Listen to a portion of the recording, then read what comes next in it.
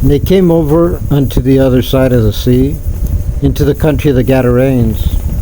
When he was come out of the ship, immediately there met him out of the tombs a man with an unclean spirit, who had his dwelling among the tombs, and no man could bind him, no, not with chains.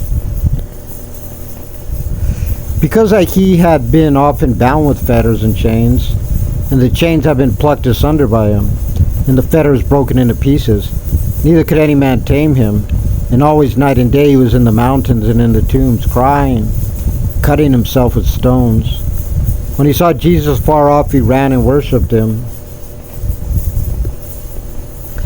cried with a loud voice, and said, What have I to do with thee, Jesus, thou Son of the Most High God? I adjure thee by God that thou torment me not. For he said unto him, Come out of the man, thou unclean spirit. And he asked him, What is thy name? And he answered, saying, My name is Legion, for we are many. He besought him much that he would not send them away out of the country. Now there was there nigh unto the mountains a great herd of swine feeding. And all the devils besought him, saying, Send us into the swine, that we may enter into them. And forthwith Jesus gave them leave.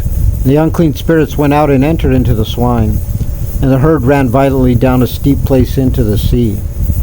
They were about 2,000, and were choked in the sea. And they that fed the swine fled and told it in the city and in the country. And they went out to see what it was that was done.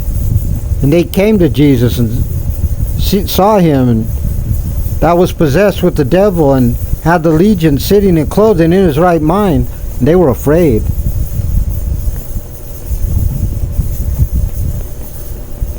They that saw it told them how it befell to him that was possessed with the devil, and also concerning the swine. And they began to pray him to depart out of their coasts. When he was come into the ship, he that had been possessed with the devil prayed him that he might be with him. Howbeit Jesus suffered him not, but saith unto him, Go home to thy friends, and tell them how great things the Lord hath done for thee, and hath had compassion on thee. And he departed and began to publish in Decapolis how great things Jesus had done for him. And all men did marvel. And when Jesus was passed over again by ship unto the other side, much people gathered unto him, and he was nigh unto the sea. And behold, there cometh one of the rulers of the synagogue, Jairus by name. And when he saw him, he fell at his feet, and besought him greatly, saying, My little daughter lieth at the point of death. I pray thee, come and lay thy hands on her, that she may be healed, and she shall live. Jesus went with him, and much people followed him, and thronged him. And a certain woman which had an issue of blood 12 years, and had suffered many things of many physicians, and had spent all that she had, and was nothing bettered, but rather grew worse. When she had heard of Jesus, came in the press behind, and touched his garment. For she said, If I may touch by his clothes, I shall be whole. And straightway the fountain of her blood was dried up, and she felt in her body that she was healed of that plague. Jesus, immediately knowing in himself that virtue had gone out of him, turned him about in the press, and said, Who touched my clothes? And his disciples said unto him, Thou seest a multitude thronging thee, and sayest thou, Who touched me? And he looked round about to see her that had done this thing. But the woman, fearing and trembling, knowing that was done in her, came and fell down before him, and told him all the truth. And he said unto her, Daughter, thy faith hath made thee whole. Go in peace, and be whole of thy plague.